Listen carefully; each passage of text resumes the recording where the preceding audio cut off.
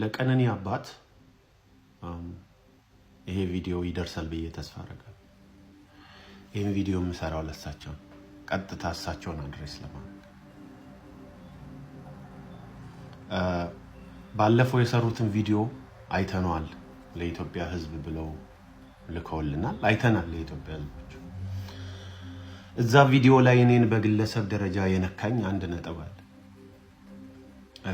ምን ብለዋል? እኔ አባገዳን ሳላከብር ስለቀረው አይደለም፣ እኔ ባህል ስለማላከብር አይደለም፣ አባቶችንም ንቄ አይደለም የሚል ነጥብ አንስተዋል። እሱ ላይ ስጠረጥር እንደዚህ ተብለዋል።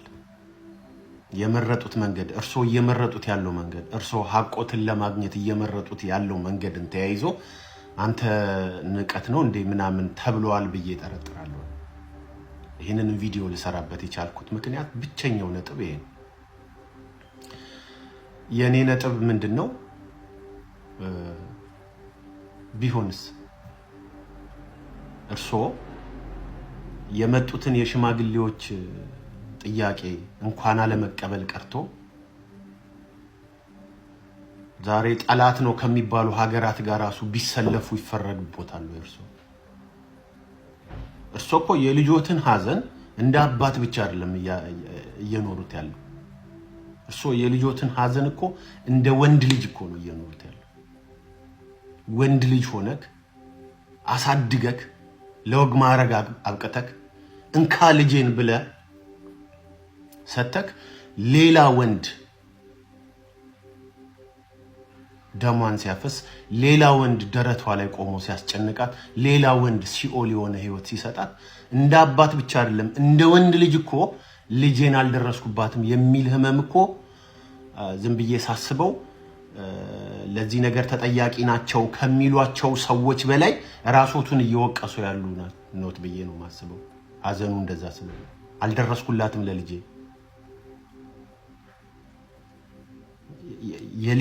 ወንድ ልጅ ሆነ ልጅን ሌላ ወንድ ሲነካብህ ማለት ነው። that's painful። በዚህ ሁኔታ ውስጥ እያሉ በዚህ ህመም ውስጥ እያሉ በዛ ላይ ነገሮች ተድበስብሰውብኛል እንዲጠሩ ፈልጋለሁ በሚል ምክንያት ሊያጠራልኝ የሚችለው ይሄ መንገድ ነው ብለው የፈለጉትንስ መንገድ ቢመርጡ ይፈረድቦታል? አይፈረድቦትም። ይህ እኔ አይደለም ማለት መላው የኢትዮጵያ ህዝብ ነው።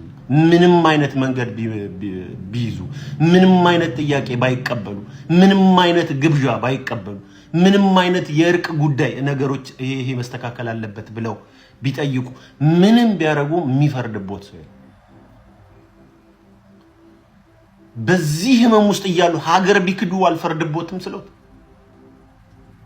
በዛ ላይ አንድ መነሳት ያለበት በጣም ትልቅ ነጥብ አለ። ዝናና ብር የማይነካው ቦታ የለም። ዝና፣ ብር፣ ስልጣን የማይነካው ቦታ የለም። ብር ከሌለክ፣ ዝና ከሌለ፣ ስልጣን ከሌለ ተስፋ አንድና አንድ ብቻ ዕውቀት። ምክንያቱም ዝና የሚያነሳውን አቧራ፣ ስልጣን የሚያነሳውን አቧራ፣ ገንዘብ የሚያነሳውን አቧራ ተሻግሮ ማየት ይችላል ዕውቀት ካለክ ድሃ ብትሆን። ለዛ ነው እንማር ትምህርት ነው ተስፋችን የምንለው። ስለዚህ አንዳንድ ብሮች የሚያነሷቸው አቧራዎች አሉ፣ ስልጣኖች የሚያነሷቸው አቧራዎች አሉ። ምሳሌ ማንሳት ይችላል።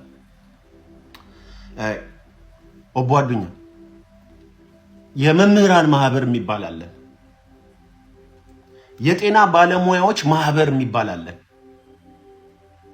የእምነት ተቋማት ካውንስል የሚባል ካውንስል አለ። እነዚህ እንትን ያሉት የተቋቋሙት ለባለሙያዎቹ ለተራ ባለሙያዎቹ መብትና ጥቅም ለማስከበር።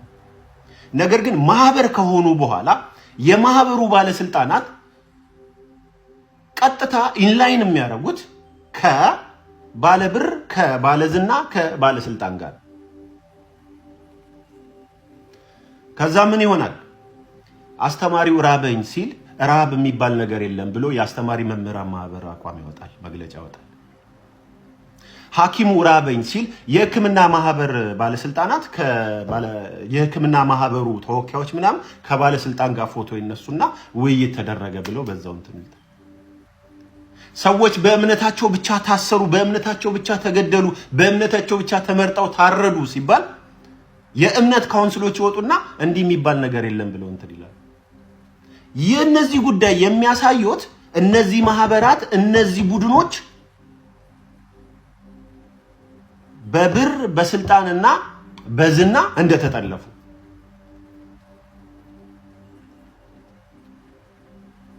ይሄንን መጠርጠር እንደዚህ ሊሆን ይችላል ብሎ መጠርጠር ማለት ያን ያክል ስራታችንን ካርክ ማለት ነው፣ ስራታችንን እንትን አላልክም ማለት ነው ምናምን ሊባል አይችልም። እኔ የማየው በዚህ መልኩ ቢሆንስ ደግሞ አላከብርምስ ቢሉ ደግሞ አልፈርድቦትም። የኢትዮጵያ ሕዝብ አይፈርድቦትም፣ ማንም አይፈርድቦትም። ይህን ስል አንድ ነጥብ በጣም ክሊር ማድረግ እፈልጋለሁ።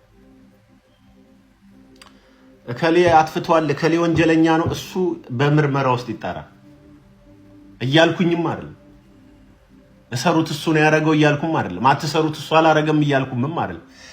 አልጠራም። ይሄ ጉዳይ ብዙ ነገሮች አሉ፣ እንዲህ የሚያስብሉ ነገሮች አሉ። በህግ መልኩ እንደዚህ ይዘነዋል። ብዙ ያልገቡኝ ነገሮች አሉ። ሊያጠራልኝ የሚችል ሊገባኝ የሚረዳኝ መንገድ ይሄ ነው ብለው ምንም መንገድ ቢመርጡ ግን ስለማያከብሩ ነው ተብለው በአማርኛ ስሙ ምን እንደሆነ አላውቅም። ጋዝ ላይት የሚባል ቃል አለ። ምን ይሉሎታል? አንድ ሰው ይመጣና ሞራሎትን ከደካ በኋላ ገራሚ ክፉ ቃል ከተናገሩት በኋላ ከሱ ቃል ጋር ከሱ ንግግር ጋር ተያይዞ ሲቆጡ ምን ይላል? የተናገረውን ነገር ሳያሳስበው ምን ይላል? አይ እኔ የተናገርኩት በዛ ደረጃ ሳይሆን አንተ በቀላሉ የምትከፋ ሰው ስለሆንክ ነው ይላል። ከፍታፍነቱ ሳይሆን የሚታየው የእርሶ በሱ ንግግር መናደድ ነው የሚታየው። ጋዝ ላይቲንግ ይባላል። ይሄ ከባድ የሳይኮሎጂ ማኒፑሌሽን። አላከብሩም ቢባሉ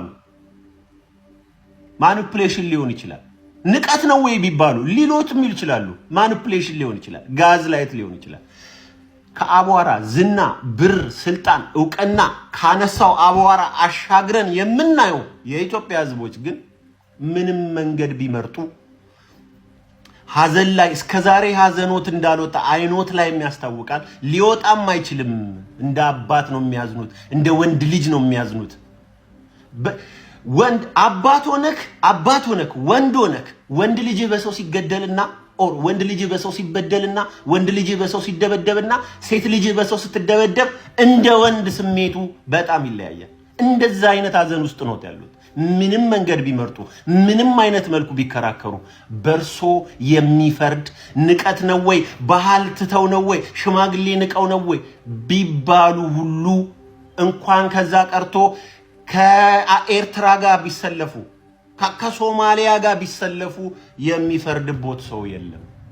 ዊ አንደርስታንድ። ህመሞትን እናውቃለን። ህመሞትን ይሰማናል።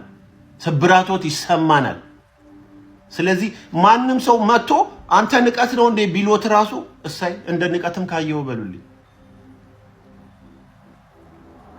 የልጅን ጭቡ ለማጥራት የማረገው ሙከራን እንደ ንቀት ካያስከው ቻው በሉልኝ።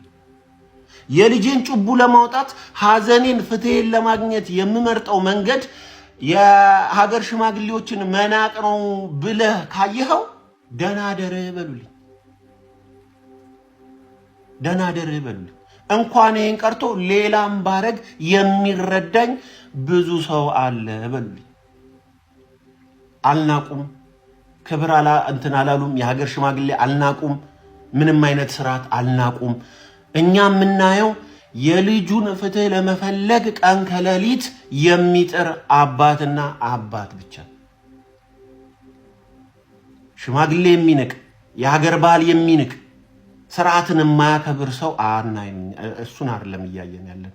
እሱን ያየ ከሆነ በገንዘብ በእውቅናና በስልጣን አቧራ አይኑ የተጨፈነ ይሄው ነው።